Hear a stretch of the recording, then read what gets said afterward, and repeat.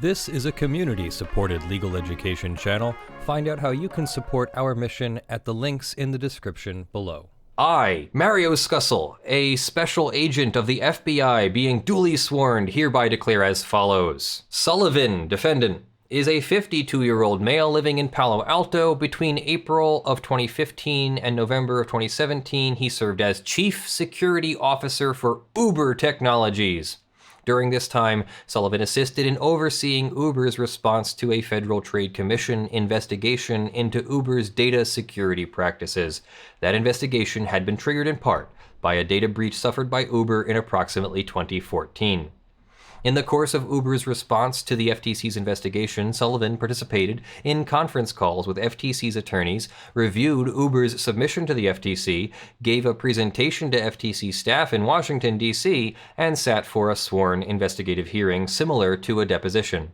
Sullivan was therefore intimately familiar with the nature and scope of the FTC's investigation, and he held himself out as familiar with that investigation. Nevertheless, when Sullivan learned that Uber's systems had been hacked in approximately November of 2016, approximately 10 days after Sullivan had provided sworn testimony to the FCC, Sullivan engaged in a scheme to withhold and conceal from the FTC both the hack itself and the fact that the data breach had resulted in hackers obtaining millions of records associated with Uber's users and drivers.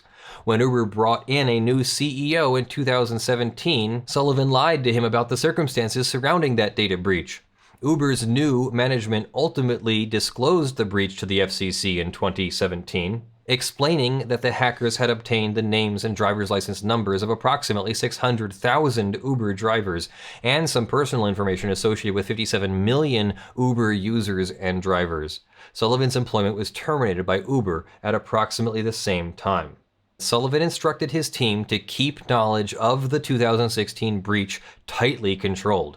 Witnesses reported Sullivan was visibly shaken by the events. A witness also reported that Sullivan stated in private conversations that he could not believe that they had let another breach happen, and that the team had to make sure word of the breach did not get out.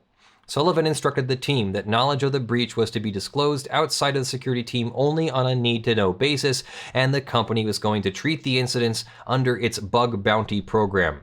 Bug bounty programs are designed to incentivize white hat hackers or researchers to identify security vulnerabilities by offering a monetary reward in exchange for such efforts. However, the terms and conditions of Uber's bug bounty program did not authorize rewarding a hacker who had accessed and obtained personally identifiable information of users and drivers from Uber-controlled systems. Nevertheless, Uber arranged for a bug bounty vendor to pay the hackers $100,000, which at the time was by far the largest bounty that Uber had ever paid through the program. Sullivan further insisted that the hackers agree and sign non-disclosure agreements in exchange for the $100,000 bounty payment that would supplement the standard terms of Uber's bug bounty program. Such a supplemental NDA was not a typical component of a bug bounty claim, and witnesses I have interviewed do not recall Uber requiring a supplemental NDA in any other bug bounty claim. Moreover, the NDA Sullivan authorized falsely represented that the hackers had not obtained or stored any data during their intrusion. Both the hackers and Sullivan knew at the time that this representation in the NDA was false. This misrepresentation concealed the fact that the hackers had in fact stolen data, therefore falsely giving the incident the appearance of a typical bug bounty claim, rather than a data breach. The hackers' ransom was paid in December 2016 via Bitcoin, even though the hackers by that time had refused to sign the NDA in their true names and had not yet been identified by Uber. Uber's staff continued to work on identifying the hackers and were able to eventually identify them in January 2017, at which point Sullivan dispatched security staff to interview both hackers and obtain signed NDAs from them in their true names. The true identity NDAs continued to include the claim that Sullivan, Uber, and the hackers knew to be false, that the hackers had not taken data from Uber. Wow. Records further indicate Uber's management team, with the sole exception of Uber's CEO at the time, had no contemporaneous knowledge of the details of the data breach and had no role in the decision to treat the breach under the bug bounty program. In the months following the data breach, Uber and Sullivan continued to respond to the FTC's inquiries. For example, in December 2016, Sullivan was aware that Uber was preparing to provide an update to the FTC about employee access to personally identifying information. Nevertheless, Sullivan never informed the FTC of the 2016 data breach, even though he was aware of the FTC's investigation focused on data security, data breaches, and protection of PII. In addition, witness interviews indicate that Sullivan did not inform the Uber attorneys working on the FTC investigation, either in-house or outside counsel, that the breach occurred. In approximately August of 2017, Uber named a new chief executive officer. 2 months later, Uber disclosed the 2016 data breach publicly, apologizing for the failure to do so promptly. Uber fired Sullivan and a security attorney assigned to his team. Wow. So that's pretty big. The 2014 data breach occurred when an outsider was able to gain access to Uber data stored on an Amazon Web Services S3 platform machine. The outsider located the access ID and security key in software code posted to GitHub. Which is a web-based platform used by software developers to store and share code. The outsider then used the access ID and secret key to gain access to Uber's data. Uber later determined the file accessed by the outsider contained enough information to allow a user to match names and driver's licenses to approximately 50,000 drivers. According to Uber's disclosures, the database was not encrypted. This is basically unforgivable in data security circles. Having your password and key in plain text in your code and then posting that code to GitHub. I get posting your code to GitHub, that happens a lot, but when you're the developer, looking at the code there and you don't put the security keys and things in there as plain text. You have to use some kind of data security there. I'm too far gone from development that I'm not even into data security. I don't even know what you do, but you definitely don't put it in your public files in plain text. You definitely don't do that. I know that. So the FTC issued a civil investigative demand. When and how the company learned of the breach, the location of the personal information, etc., etc. How were they going to notify consumers? They defined the breach as unauthorized access to the company's systems, including but not limited to unauthorized access to the company's database, etc. So Sullivan had a role in this. He was included in the response. The response explained that Uber's Amazon S3 database was divided into 101 buckets: application logs, static files, other buckets, storage of database backups and database prunes.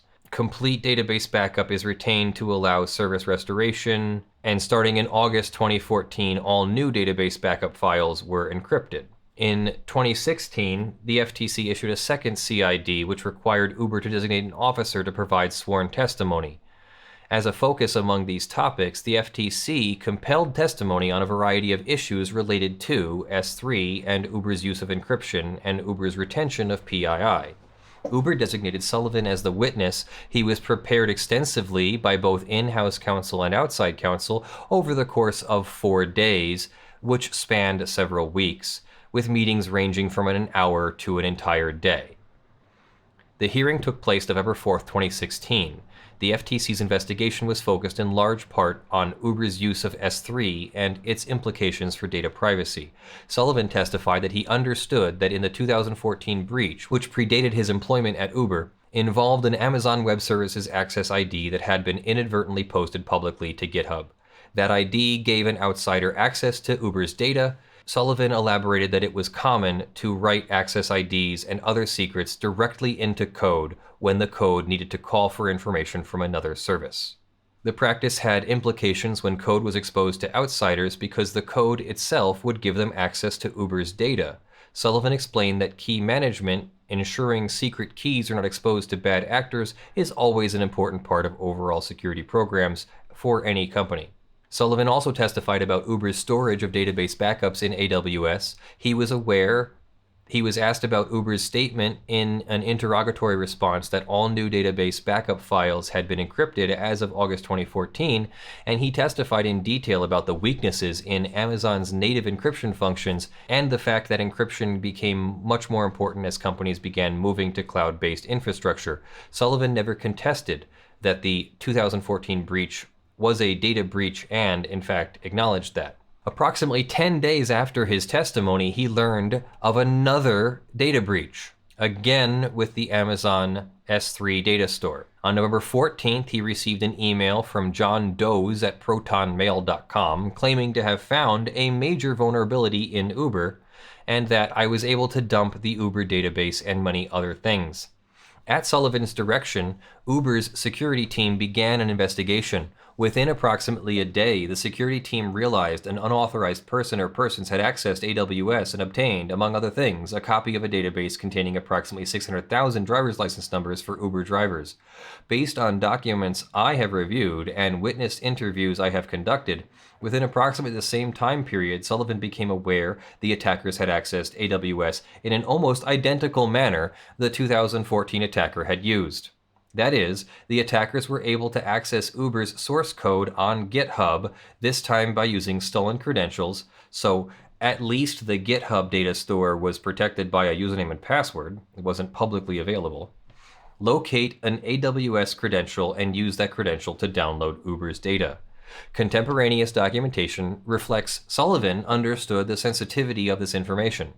The response team generated a shared document referred to as the Preacher Central Tracker, which was used to record progress in the investigation and tasks assigned to various team members. In an update dated November 14th, the tracker stated, "Access key has not been rotated since it was created in 2013.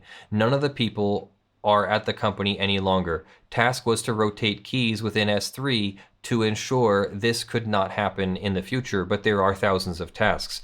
Joe was just deposed on this specific topic and what the best or minimum practices that any company should follow in the area. Based on the context within the tracker and my review of the transcript of Sullivan's testimony, I believe the reference to Joe was just deposed refers to Sullivan's testimony to the FTC. The comment demonstrates that the similarity and connection between the breaches was apparent to the response team at an early phase. A later update recorded in the tracker reflected the need to keep news of the breach confidential. Information is extremely sensitive and we need to keep this tightly controlled. Discussion with other engineers must be tightly controlled. Joe is communicating directly to the A-team. Dun, dun, dun, dun, dun, dun, dun. Wait, I need a cigar. Can I just, bite my pencil? Beautiful, BA. Based on my investigation, I believe that the A-team refers to the executive management team within Uber who drives a black van with a red stripe. Sullivan was a member of the A-team. Based on my investigation and interviews with other management team members, I believe that contrary to the representation in the tracker, only the CEO and Sullivan had contemporaneous knowledge of the details of the 2016 breach. Uber's response to the breach, as reflected in the tracker and other business records, required that engineers within the company take a variety of steps to lock down Uber's data and prevent further access by the hackers. The tracker contained the following guidance on how to justify such a broad action, without disclosing the nature of the 2016 breach more widely. What is our position to the company to talk about what we are doing? We had a data breach in 2014, we learned our lesson, and we need to get our house in order. 100 service centers must rotate their secrets. Our common story has to be, this investigation does not exist. We are doing this in order to better protect our information. The hackers made clear early in their email correspondence with Uber that they expected a six-figure payout.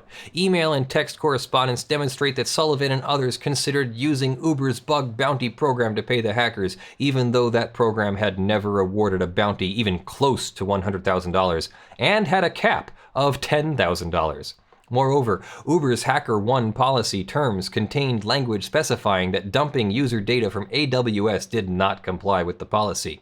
Quote, if you get access to an Uber server, please report it to us, and we will reward you with an appropriate bug bounty taking into full consideration the severity of what could be done.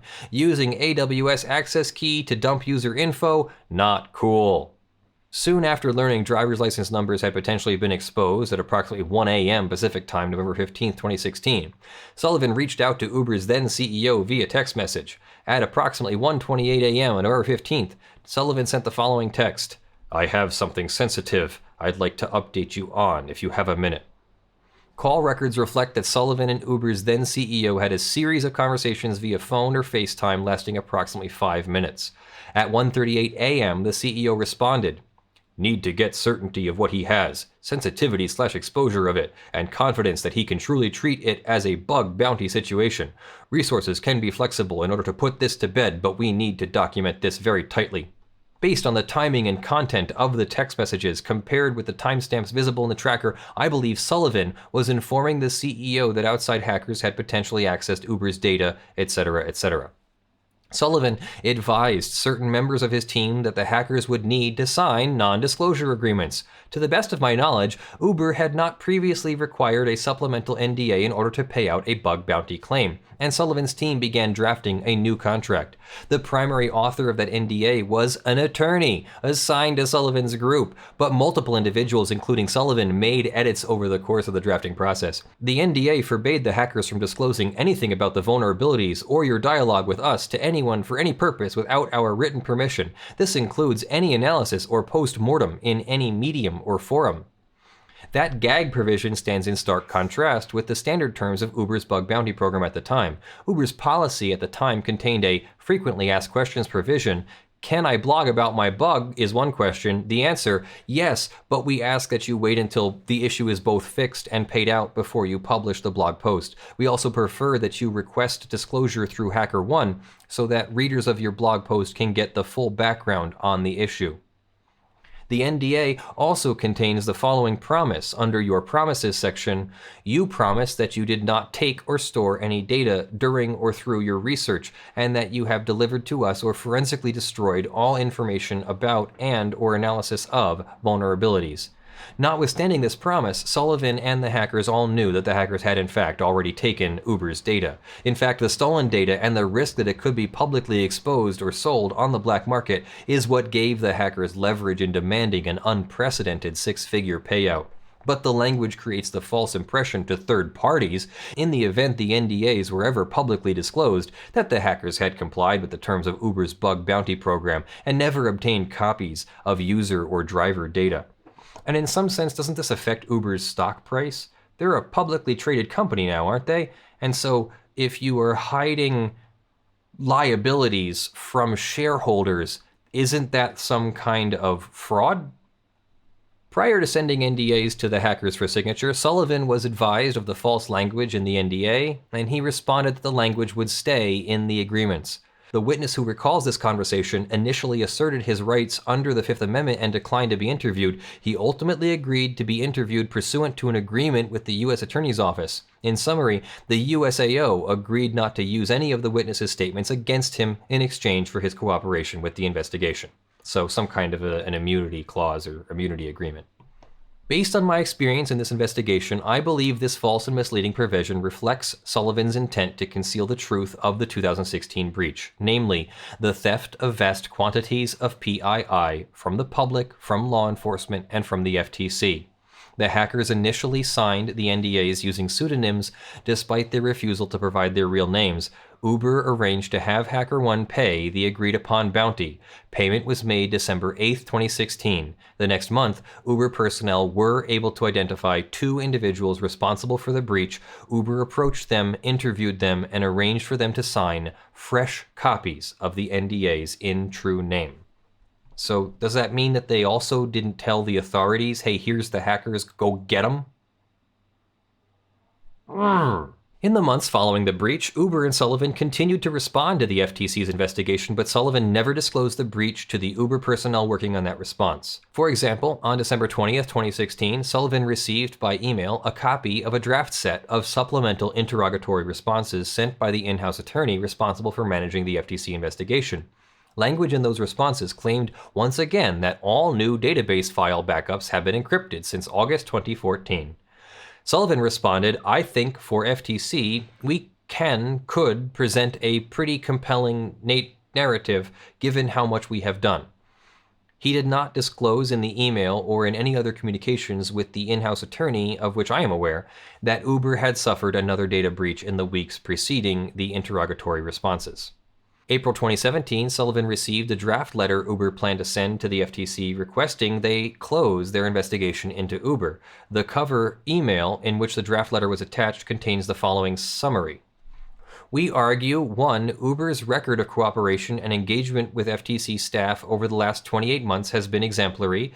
Even before the receipt of compulsory process, Uber came forward to provide information on a voluntary basis and has provided exhaustive information to staff. And 3. The data security incidents at issue reflect no misdirected priorities, no failure to appreciate risks, and no lack of security knowledge or care.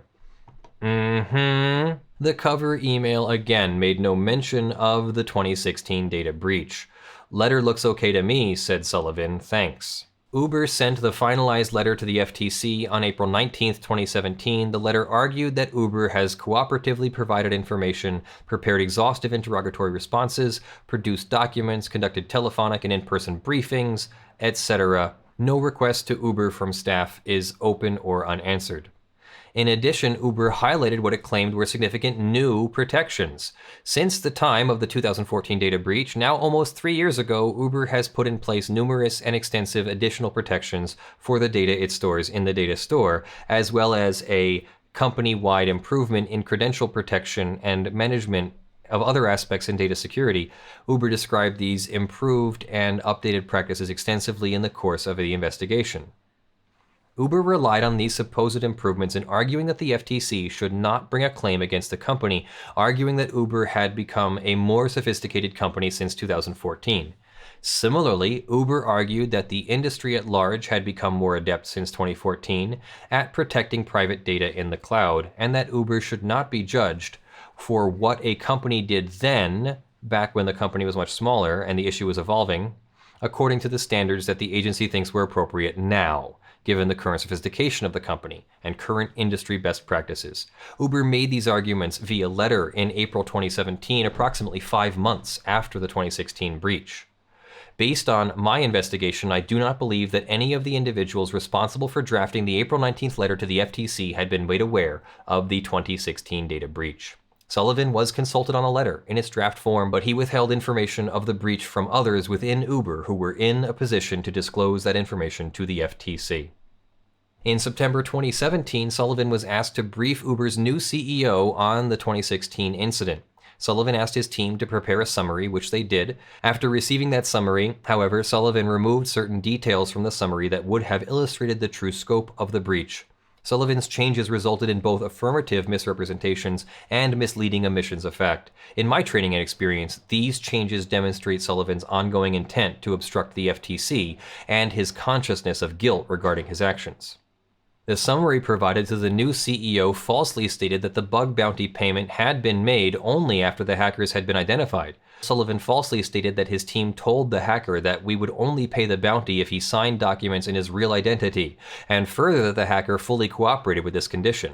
In reality, Sullivan authorized paying the $100,000 bounty in December 2016, even though the hackers had not yet been identified, and even though the hackers refused to identify themselves. Uber was only able to identify them in January 2017, weeks after the payment had been made. The misrepresentations in Sullivan's summary are consistent with the false language in the NDA, as both sets of statements create the false impression that the hackers had not stolen data from Uber.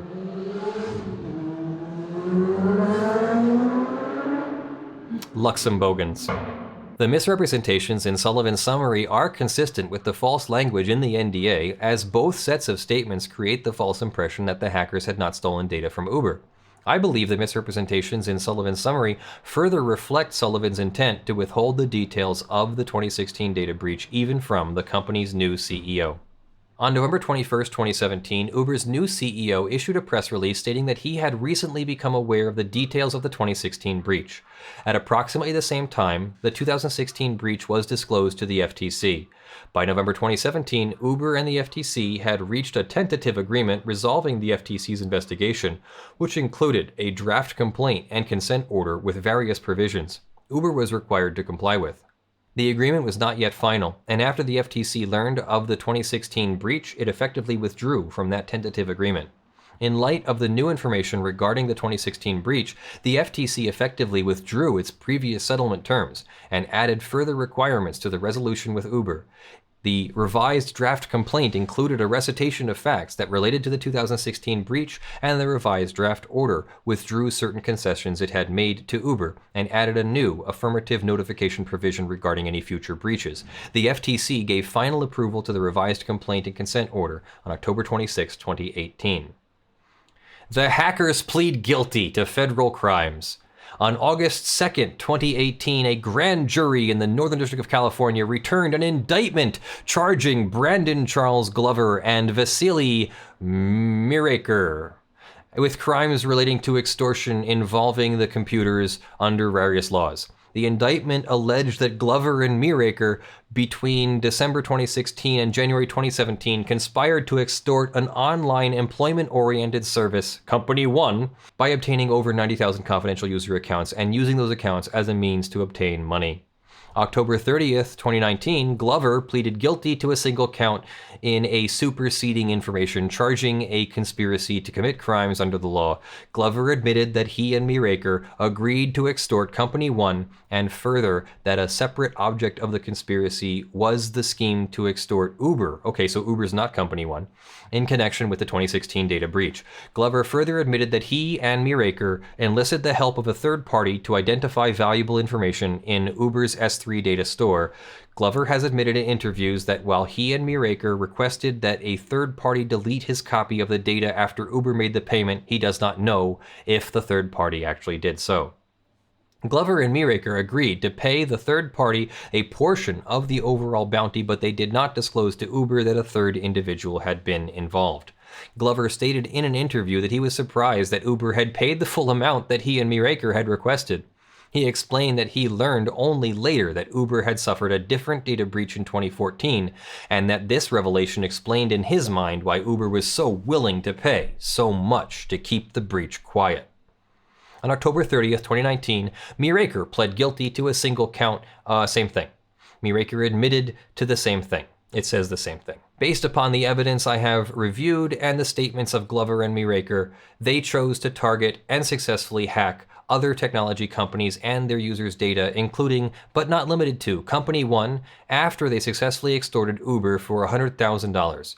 Those hacks occurred after Sullivan failed to bring the Uber data breach to the attention of law enforcement, and after Sullivan and Uber created and signed the false NDAs with Glover and Miraker. My goodness, I wonder if that other company, Company One, has a claim against Uber for not disclosing it. It's a little bit proximate cause issue-y, so in other words, there might not be a legal chain of events. Yes, there might be a but-for causal chain of events. That's a factual cause. Maybe these guys would have been arrested and then not able to hack Company One, but maybe the law doesn't recognize such a tenuous connection.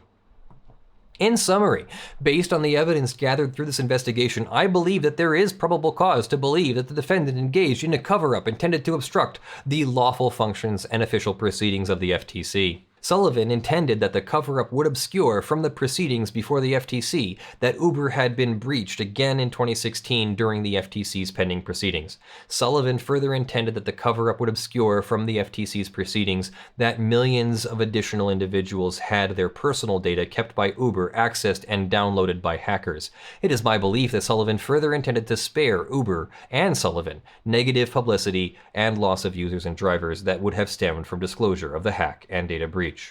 I further believe that there is probable cause to believe that Sullivan was aware of the illegal hack of Uber in 2016. Despite that knowledge, he did not report the illegal hack to law enforcement. Additionally, Sullivan took it upon himself and Uber to conceal and disguise the hack from law enforcement from the public. In doing so, Sullivan and Uber prevented law enforcement from apprehending the hackers. Had Sullivan and Uber promptly reported an illegal hack to law enforcement, the hacks of multiple additional large tech companies and the theft of personal data of millions of additional consumers and users may have been prevented. The illegal hack was not disclosed to the FTC, to law enforcement, and to the public until new management took over these decisions at Uber. And so he is charged with obstruction of justice and misprision of a felony. And let's see again, that carries a penalty of up to 5 years in prison and a $250,000 fine, 3 years of supervised release, and restitution and forfeiture and a $100 special assessment. The misprision account, which is like a misrepresentation, I'm guessing, is up to 3 years in prison, also a $250,000 fine, supervised release, special assessment, restitution, and forfeiture. So I guess thank you to FBI Special Agent Mario C. Scussel for uncovering this and giving us such a well-written criminal complaint. You know, Uber just can't seem to get a break. Now, I don't think they deserve a break. I think Uber is really operating under like the Microsoft model or something, sort of the what we call drug dealerware. You know, let's give it away for free and then close the door once y'all are in. What's really happening with Uber is they seem to be skirting the law, having not operated their rideshare within really the laws of any place. They've even operated the rideshare system even where it's been illegal and then just paid the fines or dealt with the local authorities, etc. Isn't that some kind of unfair competition? You or I could not go do that without also skirting the law. And so isn't Uber obtaining some kind of advantage by operating on the line or maybe even outside of the law? Uber does the same thing with their employee versus contractor distinction. The drivers are all contractors in order to keep costs low and be way more competitive than they would be able to be if their drivers were employees. Well, California has now said that their drivers are employees. The courts have now said that their drivers are employees. And so we're waiting for that the fallout from all of that to go through and figure out what happens there. And now it turns out that they were hacked twice and only disclosed it once because they were embarrassed and afraid that it would affect their drivership, their ridership, their stock price, and basically just their reputation. So this company really seems to be skirting the law in a whole bunch of ways to gain an unfair advantage. They're already in though, they already did it. They started up, they grew, they IPO'd, they're now doing better, I guess. I don't really follow Uber, but they're now doing better and now they can comply with the law and everything after they obtained all their unfair advantages against everybody else. That's just a thought, not really my opinion. I'm just concerned that Uber may have obtained a really significant unfair advantage by not having to comply with laws and daring municipalities to sue them. So let me know what you think of that in the comments below. All right, that's our show, everyone. Thanks for joining me. I'm Leonard French, your favorite copyright attorney, and this is Lawful Messes, your favorite legal news and education program here on YouTube, on Twitch, and on Floatplane. We are community supported, meaning we need your financial support on a monthly basis to keep these efforts going. Thank you very much to our August 2020 supporters at the $50 plus level. Thank you to Nicely Done Defense, Joe Tyson, Wes Delj, Citizen of the Sovereign, John Steele, Gavin Barnard, Eevi, Kyle Mudrak, Spirit Bear, Jan Negrey, Benjamin Hitov, Steven, Blackleaf, Cute Grills in Your Area, Longreach Jones, Definitely Not Prenda Law, Ugly Grill, Shielo T, Rudolph Bescherer Jr., Oscar the Phrophet, Jay Dixon, Hot Grills in Your Area, Ameknight, engi, Brandon Abel, Torpidon, and Creative Corruptions. And thank you to the $5 plus supporters scrolling on the fake LED panel behind me and the screen in front of me, and you'll all be in the description below. I am Leonard French, your favorite copyright attorney. I will see you in the videos that drop. I love you all. Bye.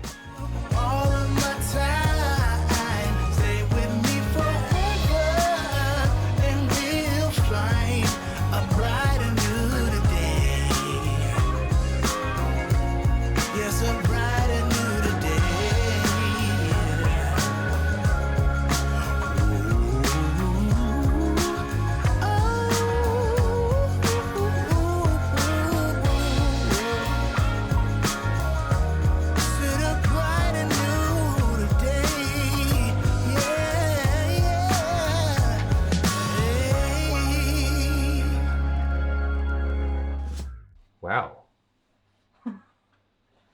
That's really good. Can I show? Sure. This is what second attempt. This is what Kaylee has made. I can show it to you closer. Hang on. I have to get my autofocus out because this will get blurry as I get close. There you go. So that's... There you go. Beautiful, honey.